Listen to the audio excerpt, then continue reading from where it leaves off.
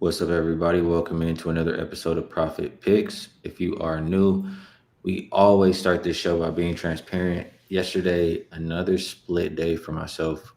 The under best bet for the show was a winner, and Mystics -1 couldn't quite get there. So 1 and 1 day yesterday. Vino, wondering if you got there on anything yesterday. We did only have one game, and how you doing today? Doing good, Skee. A Friday heavy card here, 5 games. Did not play yesterday. Had NFL preseason to choose from. Chargers, easy winner there, and also a CFL game, but didn't play anything yesterday. Probably should have been on that under. Golden State and Washington, we talked it out yesterday. It seemed like a really solid play, and it turned out to be one. And 18-point fourth quarters combined will help unders quite a bit. So that's what those two teams put up. Was a little bit of a playoff atmosphere for sure. And now Golden State owns that tiebreaker. If they should tie at the end of the year, it's going to be the Valkyries in the playoffs and not the Mystics. Yeah, still definitely going to be important down the stretch for sure, that game. And Mystics had a chance to win at the end, but couldn't quite get that bucket from Brittany Sykes. Big slate today, Mm-hmm. huge 5 games. So let's just get right into it. First game up, we will go 609, 610, always in rotation order. New York Liberty versus are heading into Connecticut. They open -9. They're up as high as I see one -12 out there, but a lot of 11 and a halves. Total also skyrocketed here from 164 and a half. I see it as high as 172 and a half. Injury report, nobody there for Connecticut. For the Liberty, Kennedy Burke, Ayara Sabally, and Brianna Stewart all listed as out. The way the Liberty have been playing defense lately, Rob, I can understand why this total has skyrocketed. I mean, they've given up 90 plus in 3 straight games. Now, does that mean it's going to continue? I'm not saying that, but that's what they've looked like. If we're just going off what they've looked like, I do know after that loss to Dallas, they had that team meeting, right? And I just listened to a lot of them talking, whether it's that post game there or the post game after the links. I forget which one it was, but in general, or it was maybe pregame, something like that. But in general, they were talking about, you can't keep coming out here and let teams putting up 27 points on you in the first quarter and having to play from behind all the time. Like they need to fix whatever they're doing on defense. So at some point, they will start to get it together on that end. Um, but Connecticut has been playing well. They do have Marina Mabry there. Will it be tonight, Rob? Well, they've been playing much better offense, right? I think it's 4 of their last 5, 85 points or more scored by Connecticut. That doesn't mean they're adverse to giving them up because they've given up 101 in 2 of their last 3. And it's the worst defense in the league statistically. We know that. So New York probably finds their way to a bunch of points if we just go to logic school here. The addition, I know you've talked about her a lot the last few days, but Emma Mieseman should be in the lineup tonight for New York. Probably means even a little more offense, despite the injuries. I mean, that's a good player to get back. We'll see how she comes out in her first game here for the Liberty, but they have no trouble scoring. So we totally can understand why this game would move up so much. Congratulations to anybody who got that 164.5 opener because you've got a lot of closing line value. Now, we just did see, as we were talking here, Skee, we saw a significant drop. A couple of places went from 173 right down to 171.5. So there was a little bit of take back here. Not quite sure why, but I guess I could understand why. Once it gets to be a 9-point move, there's going to be some take back. You can middle this game if you choose to do so. I don't know any which way you could play it other than over. I mean, New York's team total is high. It was like 91, maybe 91.5 when I looked earlier. The Connecticut team total, something maybe you could get to at 79.5, 80.5. It's all over the place, so shop that one. But I have to say they priced me out. Too afraid to play under. Not willing to play that high of a number over, even though, like I say, Connecticut scored like crazy as of late and seemed to be playing a pretty it doesn't show up in the numbers, Ski, but when you watch them, it looks like they're playing at a higher tempo. Like they don't mind grabbing a rebound and going at this point in time.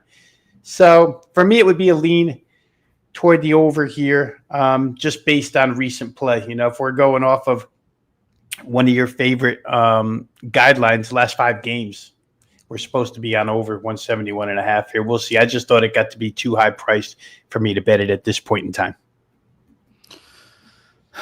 Yeah, I mean, if you go off last 5 game stats, I can understand. Liberty are the number 1 pace. Neither defense has been good.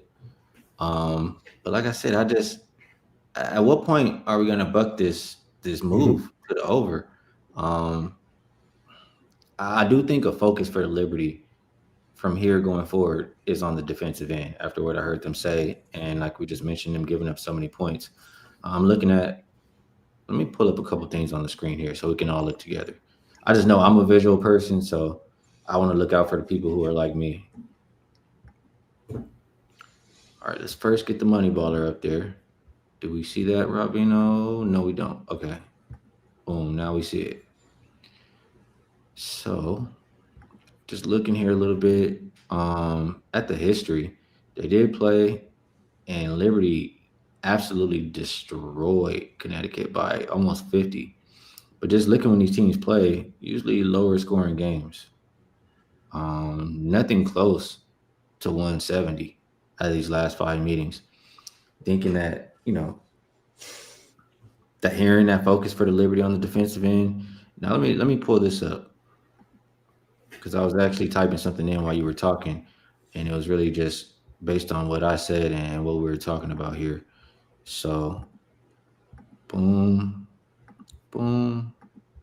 And I know now that I have to come over and click it again to get it up there. There we go. So pretty much what this is saying, road favorites who lost their last 3 games and they allowed 90 plus points in each of them. 0-3, 0-3-1 ATS, 4-0 to the under. Man, I mean, this just makes so much sense to me. I mean, they were scoring those games because see some offensive regression from them as well. And if the focus is on the defensive end, I mean, after you give up 90 straight, 90 and 3 straight, and you're the better team, you should. This just makes sense to me. I mean, I'm doing it like how I do my System Saturday show. But, Vino, you tell me what you think about this. Again, road favorites who lost their last 3 games in which they allowed their opponents to score 90 plus. Especially, and I don't know how far you can narrow that, if you could narrow it even further, Ski. I mean, New York is an elite team, so maybe above 500 teams that have allowed 90 plus. There's not going to be many in that sample size for sure, but I can see the angle that you're coming from there. I still, and I've talked about it the last couple of times we talked about the Liberty. For me, it's not Breanna Stewart on offense. It's her defense. And since she's been out, it's been terrible. Not that it was great prior to that, but they had given up less than 80, I think, 4 games straight. And now since she's been out, they've been torched pretty good on the defensive end. Natasha Cloud, we thought might have been out the other night, but she did play. And they still got lit up for a bunch of points by Minnesota. So I could understand the focus being on defensive side of the floor. Whether or not New York can execute that is another story here against Connecticut, which is an up-and-coming offensive team. And it's a bit, to add to your point, Skee, this is a bit of a rivalry. I mean, the Connecticut-New York thing is a rivalry. Granted, Connecticut has been a different style team this year, and certainly a much different personnel-wise team this year than they have been in the past. So some of those older results we could chuck. But there is a bit of a rivalry there between these two, which would lead you to believe maybe you get a little more aggressive on the defensive side. We'll see. I don't have the guts to play it either way. Like I say, we'll see if New York can do some adjusting here on defense. We shall see. I think that's when I might get to the window with. Might not be a huge play, but still maybe a play nonetheless. All right. What did I do here? Messed up the screen. There we go. Let's go to the next game, Rob Veno. That is Indiana Fever versus Dallas Wings. Opened up -3 for Indiana. 4s pretty much everywhere. There is a couple 4.5s or a few 4.5s out there. Total open 167, and another one that is just skyrocketed all the way up. I'm seeing 175 as a consensus number right now. As far as who's available, there will be no Caitlin Clark in this one. For Dallas, Maddie Segrist, I mean, could see her out there tonight. She's been out. She's actually very likely to play now, so we should see her out there tonight. Um, one thing, or a couple of things for me. Actually, I kind of have a lot to say about this game, but I'll start here, Rob. Mhm. The Wings are in a double revenge spot for the Fever.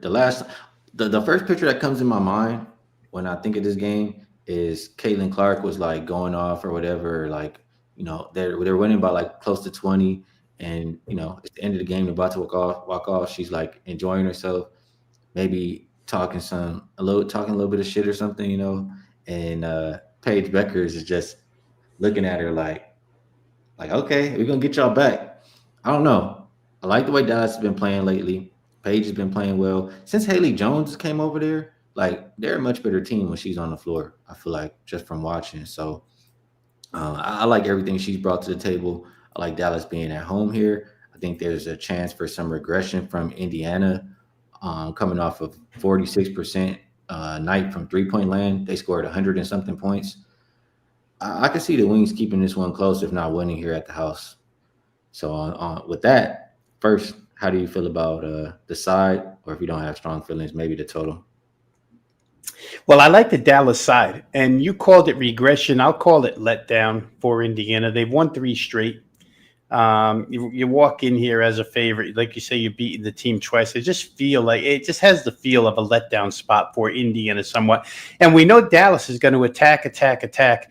Indiana's very, very good. We've talked about it a lot. Second chance points, that's one of their assets. But Dallas, again, especially good themselves at crashing the offensive boards, getting a lot of shots at the basket.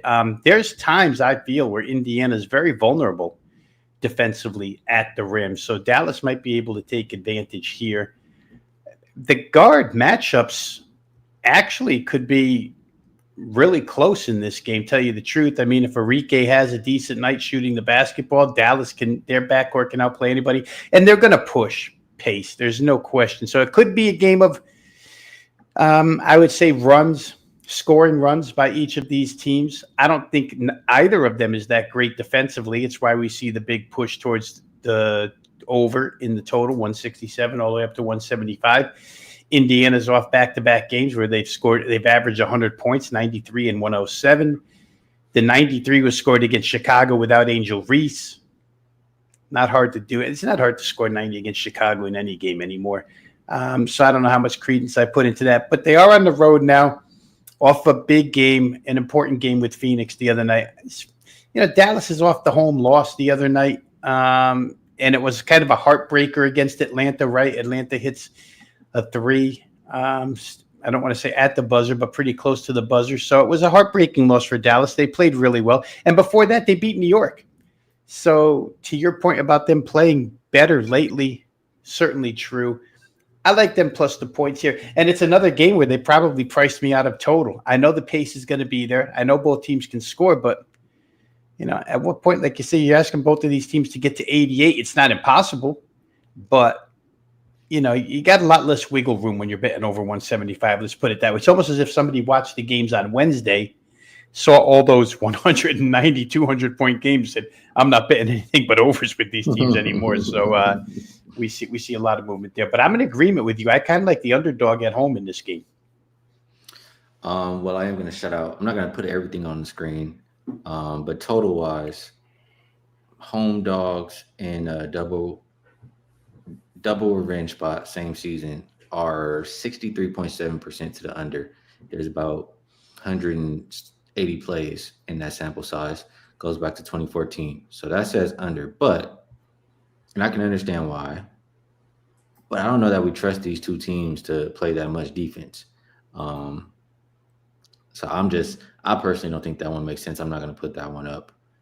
We'll take a look at this, though. Something for a side and a total I'll put up for you guys. How about that? And this applies to another game. We'll bring it back up for that game too.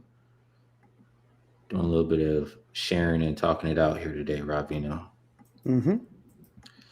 All right, here we go. And I know I have to double back and actually put it on the screen. There we go. So, and let me get back over here. What this is saying, pretty much you're looking at who road favorites after a game where both teams scored 100 points. Like they scored 100 points and their previous opponent scored 100 points.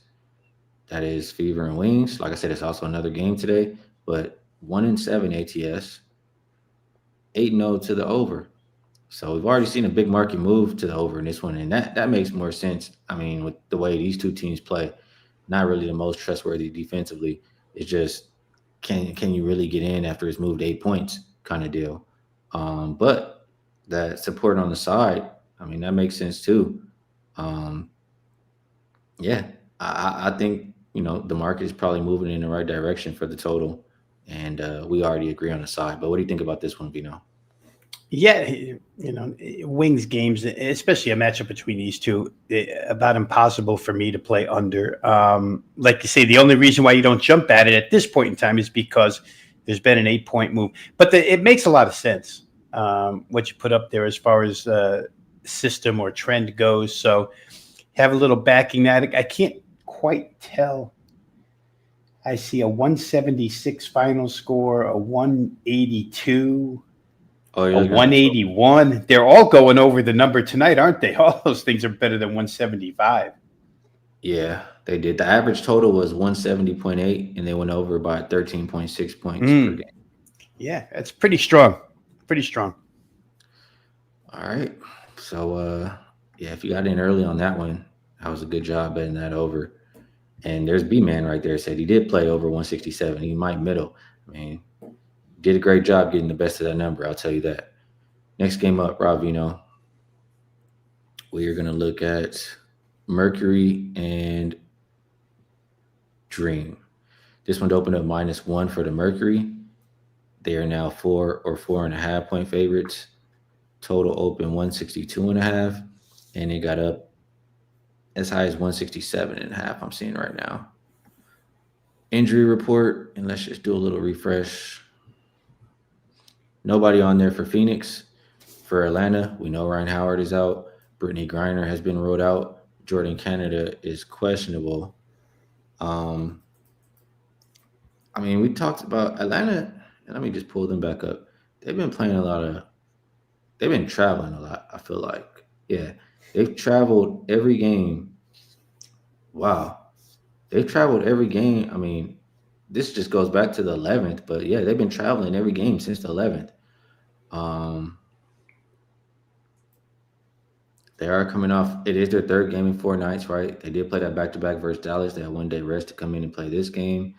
For the Mercury, they've been on the road this will be their 4th straight on the road, and it is a chance for them to get some revenge. Last time these teams played, Atlanta beat them 90-79, and so the Mercury have not been playing their best basketball lately, Rob Vino.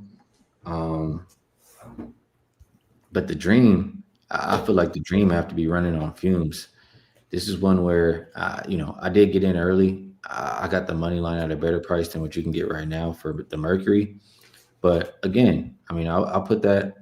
Let's put this right back up here, right? I mean, this trend says that you might not want to lay the points with the Mercury in the same sense that you might not want to lay with the Fever. So I'll give it to you on this game. I'll show you this trend once again, and then ask you your thoughts on this game. This trend says over and to fade the Mercury ATS.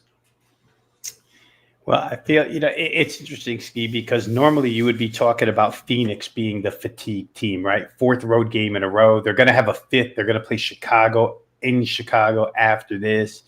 You'd be like, man, Phoenix been on the road forever. It's 4 and 8 days. They've had a day off, at least 1 day off in between all of their games. So they've had a chance to rest. But when you get to the Atlanta schedule, just the way you mentioned, I mean, we talked about it the other night when we took Golden State plus points. They had exhausted themselves on that 3-game trip. fly all the way back home to play one game, only to get on a plane and fly right back out the next day and play a road game, win that road game, and now come back home and play Phoenix. As tired as you might want to think Phoenix could be, Atlanta's got to be even more fatigued, and add to that the personnel losses here and the potential loss for a second straight game of Jordan Canada on top of it. I don't know. I played Phoenix in multiple ways in this game. I'll give you this number as far as the first half bit is concerned. Phoenix is -2.5 in the first half. Atlanta at home this season, first half, slow starters, 3-8-1 against the spread at home. Phoenix has only been 1-3 first half, their last 4 games. But prior to that, they were 8-2 and 80% first half covers. So they lost their way a little bit during this road trip, but they're 1-2 on the road trip right now. And I just go back to the game against Washington the other day. They had lost their initial game on the road trip, went to Washington, got behind, and then smacked them in the second half and won that game pretty easy. Chance to get the 2-2 here on the road trip. I think they should be motivated right out of the off the opening tip here. I'll say this: you were talking earlier about, this is what jogged my memory here. I knew I had this quote about New York maybe being focused on the defensive end after giving up 90+ in 3 straight games, right? Here's what Phoenix Mercury head coach Nate Tibbetts had to say about that same thing. He's had a problem with the Phoenix defense. After the last game, he says, you're not going to win many games when you give up 107 points. That's not reliable. We have to be more solid. You're also not going to win when you give up 32 points at the free throw line. So the head coach is actually making the point that there's going to be some focus on defense here tonight. I like that as well for the Phoenix side. I think they were good first half play. I think they were good full game play. I think they were good team total play, over 85.5 tonight. It's a high scoring team against a fatigued team without their rim protector and Brittany Griner. With the revenge factor, like you said, from the 90-79 game where they kind of just went through the motions. Atlanta's done a great job, let's face it, without Ryan Howard for this length of time, without Jordan Canada the other night, without Griner, with Griner only playing like 13 minutes the other night. But I don't know that they can get it done here, Skee, against a team that, I think is pretty motivated to get the victory in this game. So I like Phoenix in multiple ways here. Like I say, first half, full game, team total. Take your choice. I like them all. Yeah, the money line, and I just looked at it. I think it's what, minus, actually, let me see. Yeah, I'm seeing like -180 for them right now, even a -195 out there. But I did get -140. So I like the Mercury to win. And if you can't beat the Dream, I mean, Ryan Howard out, Griner out, Canada. If Canada's out too, I mean, we saw how they were just double teaming Alicia Gray, getting the ball out of her hands. And whenever Alicia Gray was not in the game, the Dream were not having success. If you can't win this game, I mean, we got to have some questions about this Mercury team. So that's the way I see it today. And I do think there could be point score. But again, you probably want to single out the Mercury team total like Veno did, because if you're missing the starting point guard and Griner, could be tough for the Dream to score. All right, next game up. 2 more to go. And I'm starving, Rob. I need to go get something to eat. Man. 6-15, 6-16. Valkyries and Skee. Opened up -5.5. Mostly 5.5s out there still for the Valkyries. Total open 156.5. Seeing as low as 153.5. As far as injury report, there will be no Angel Reese, no Ariel Atkins. Looks like Haley Van Lith, Uzan, and Onyenwere all questionable. Then for the Valkyries, Maria C continues to be out. Sandra Lassini is questionable. Mo Billings, I mean, this can't be correct. I need to refresh. I'm pretty sure I just saw something saying, a post saying she was out. But this site says she's very likely to play. So that's confusing. Yeah, see, this one says she missed last game due to a sprained left ankle and has been ruled out and will be reevaluated in 3 weeks. So I'm pretty sure.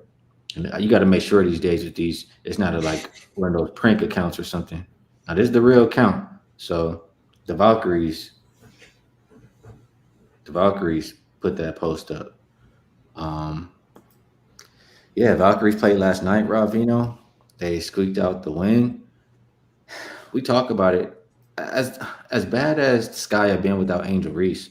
I mean, it's still tough to lay with the Valkyries here on a back to back. Lay with the Valkyries in general, like they're more of an underdog team. To be expecting to win by multiple possessions, missing few key players now, um, it's just very tough for me to bet this game. I'm curious how you're looking at it. Well, I'm going to tell you that being in this industry as long as I've been and betting games as long as I have, you and I talked off air yesterday about one specific thing, how hard it is to bet overnights. And I just couldn't help myself, Skee. I go right to the app yesterday afternoon and bet Chicago Golden State over the total at 156, only to find out a few hours later that Angel Reese isn't playing. And so here I am stuck with 156 as it goes down to 153. You just can't bet overnights.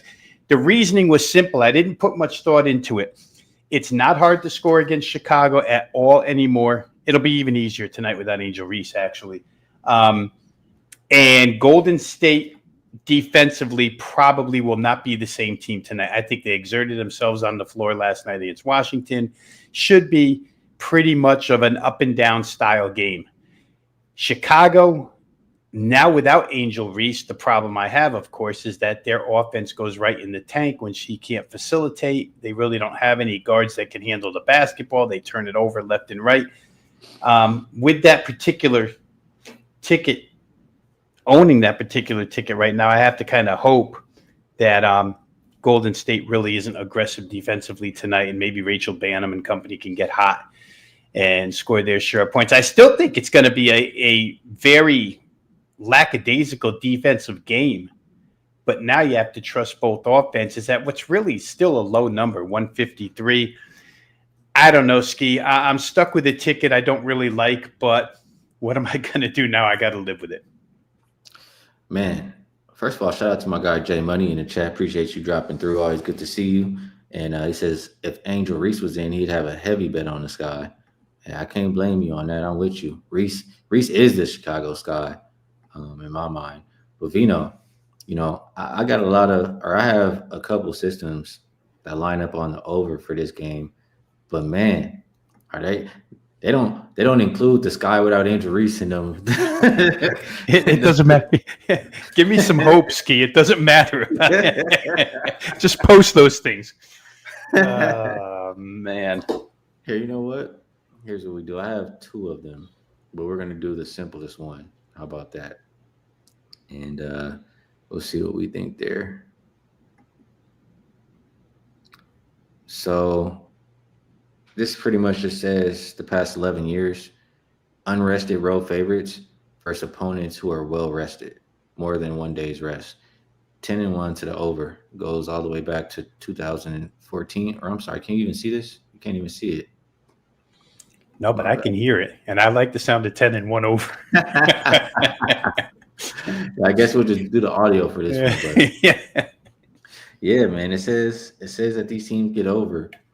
Again, I mean, I'm looking at teams who are playing. They look a lot sexier. Like it happened 2 times this season, but the teams who played were Lynx versus Sparks, Fever versus Wings, not Sky without Angel Reese and Valkyries back to back. But to be fair, those totals probably weren't 153 either, but I get your point. Very fair. Very, very fair. None of them actually were this low. This is the lowest total out of all of them. So maybe it's too low. Hopefully Rob Veno can still get there. Yeah. If they can make it like a YMCA game, Skee, where everybody just scores and nobody cares, we can do this. Well, Sky have had 2 days off to figure out what they're going to do on offense. I'll tell you that. And Valkyries playing on a second of a back-to-back might not be the most locked in defensively. Maybe there's some hope there, Rob, All right. Next game and last game. Sparks and Storm. Nobody on the injury report. I'll get that out right away. And opened up -5.5 for Seattle. Pretty much see 5s out there. Total open 166. and I see it as high as 169.5, actually. Um, Storm with the slight rest advantage. The Sparks have been playing really good basketball, though. I believe they won 5 in a row before that last loss, and they've been really scoring at will. This is like this is like the opposites here. The top offense lately, versus probably what one of the worst offenses. And then yeah, I'm looking at last 5 games. So Sparks actually, after that last game, are the number 2 offensive rated team last 5 games, and Storm are 13th, which is dead last. As far as defensive rating, Storm number 1, Sparks number 12, second worst. So just opposites in that regard. So on that note, Rob Veno, I'm curious how you think this game is going to be played. Um, the market thinks it's an over game. How do you feel? Yeah, I played it that way, Skee. Simply, for me, a lot of it is bounce back. I watched the way the Sparks played the other night, and it wasn't their typical recent offensive game. They were terrible from 3-point range, didn't do a lot offensively. Las Vegas got out quickly in that game, and the Sparks never really seemed to recover.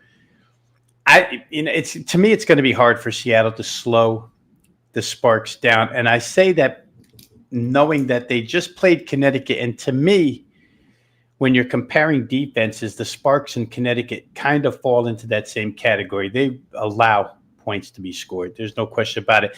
The one thing that slowed me down a little bit was I was asking myself, how much better will the Sparks be with Cameron Brink on defense now? But she's still going to be on a minutes restriction. It's only going to be your second game. I don't know that she'll have any major defensive impact right away. That may come down the road after she's got a few games under her belt. Seattle should be able to score easily, so I don't think they'll slow it down. The Sparks will obviously push, and it's difficult for the Seattle defense. The last 3 teams they played, Chicago, Washington, Connecticut, at this point in time, none of them make the playoffs. Chicago and Washington, not that great of offensive teams.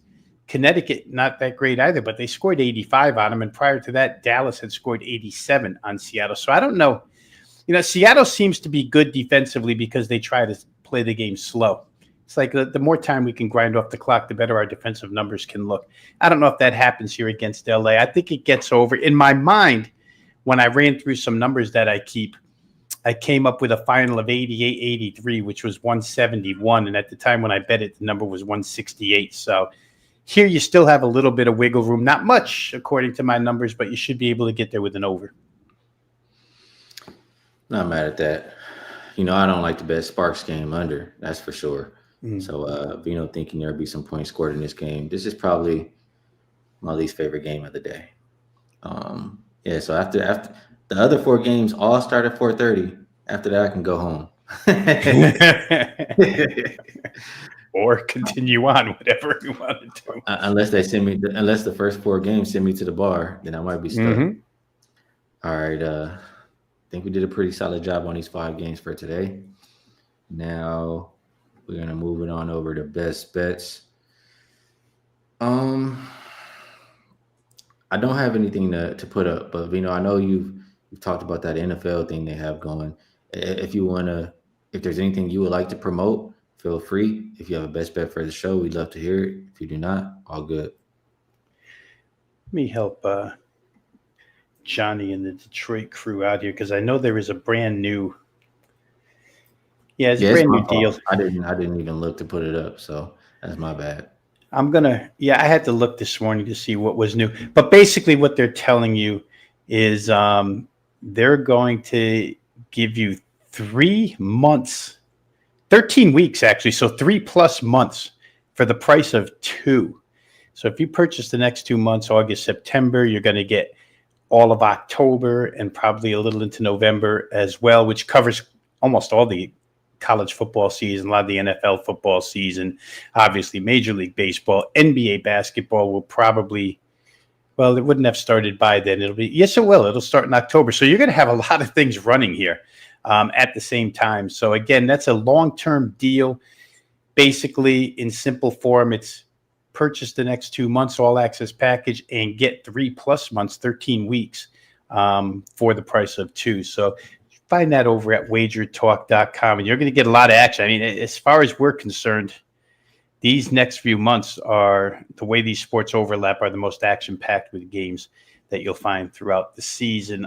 Best bets. I have a lot I could choose from here, Skee, but I'll go back to the Phoenix Atlanta game. I just think Phoenix is ready to play this game, a lot more ready than Atlanta is, even though it's their fourth road game. I think Phoenix will show up. I'm going to play them first half -2.5 in this game. I think they get to it right out of the chute, win the first half by 3. Like I said, Atlanta's been a slow starter at home. First half ATS 3-8-1. I could see that continuing here, especially as they try to, defend Phoenix without having Brittany Griner in the middle. So give me that one. Give me Phoenix first half -2.5. All right, good stuff for Mr. Rob Veno. Yeah, for myself, a lot to choose from. You're right. I only made one bet, but I'm going to be making more. I'm going to go with the first game we talked about, New York and Connecticut. I think it has gone too far. Open 164.5. Now you can get a 172.5. The focus after you give up 90 plus in 3 straight has to be defense. They talked about it. They couldn't do it versus the Lynx, who are, a top team in the league, but versus Connecticut, they absolutely can hold them down. So just a combination of those things, thinking there could be some regression from New York as well. They've been scoring a lot, even though they've been giving up a lot. So I'll go under 172.5 as my best bet for the show. Veno, appreciate you taking the time to come cap these games. Definitely helping out my process. I know you help out the chat. Somebody in here said earlier, they said Veno's the GOAT. So we all appreciate you. Chat room, great people. We had Jay Money sliding through today. Good to see you, bro. We appreciate all of you. Good people, good cappers. We all just trying to help each other win. Everybody else out there, Twitch, X, YouTube Shorts, Kick, Spotify, Apple. Much love to you guys as well. We appreciate you rocking with us every day. Last show until Monday.